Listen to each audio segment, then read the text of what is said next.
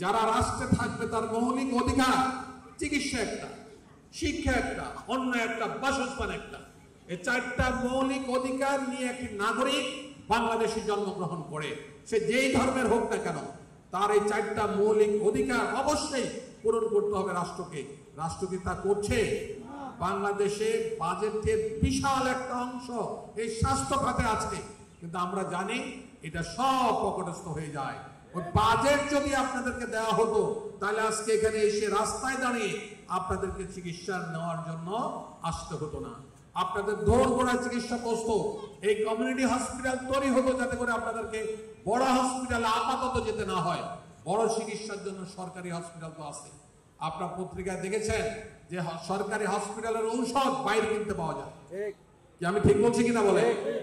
সরকারি হসপিটাল দামি দামি ঔষধ। আমি দীর্ঘ বছর ধরে চিকিৎসা ব্যবস্থার সাথে আমি জড়িত ছিলাম।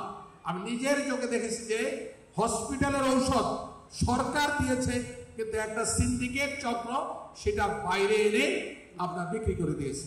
আপনি ভর্তি হতে যান, আপনি নিজের প্রচেষ্টায় ভর্তি হতে পারবেন না, আপনাকে কোনো না কোনো দালাল ধরতে হবে। কেন রে ভাই, আমি অসুস্থ, আমি হসপিটালে আছে, রুগী আছে, সিট আছে, চিকিৎসার ব্যবস্থা আছে, আমি ভর্তি হতে পারবো না কেন? দালাল ধরে ভর্তি হইতে হয়। এই সিস্টেমকে বাংলাদেশ জামাত ইসলামী রাষ্ট্রীয় ক্ষমতা গেলে ভেঙে দেবেন ইনশাআল্লাহ। আপনাদের চিকিৎসা বলেন, স্বাস্থ্য বলেন, লেখাপড়া বলেন, সমস্ত কিছুর দায়িত্ব তখন রাষ্ট্রের হয়ে যাবে। রাষ্ট্র তখন আপনাদের সবকিছু দায়িত্ব পালন করবে ইনশাআল্লাহ।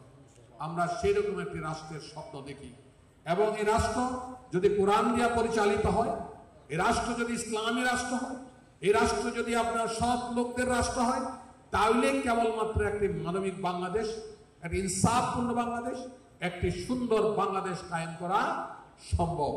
26-এর নির্বাচন, এই নির্বাচন অনেক বছর পরে নির্বাচন হচ্ছে। 14 সালের নির্বাচন হয় নাই, হয়েছে কি? 18 সালের নির্বাচন হয় নাই, রাতের ভোট দিনে শেষ হয়ে সংসদ কায়েম করে দেশ চালানো শুরু করেছে জোর জবরদস্তি করে। 24-এর নির্বাচন হয় নাই, দামি আমি নির্বাচন হয়েছে।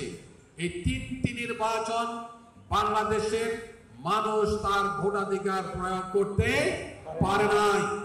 আমরা আশা করছি, সরকারের নিকট দাবি জানাচ্ছি, আগামী 26-এর নির্বাচন 14, 18, 24-এর মতো যেন না হয়, এবং সুষ্ঠু পরিবেশ তৈরি করতে হবে, একটা ক্রেডিবল ইলেকশনের পরিবেশ তৈরি করতে হবে, এবং একটা ফিল্ড তৈরি করতে হবে যারা সত্যিকার ভাবে সবাই যেন নির্বিঘ্নে, নির্দ্বিধায়, নিঃসংকোচে, নির্ভয়ে তার ভোটাধিকার প্রয়োগ করতে পারে।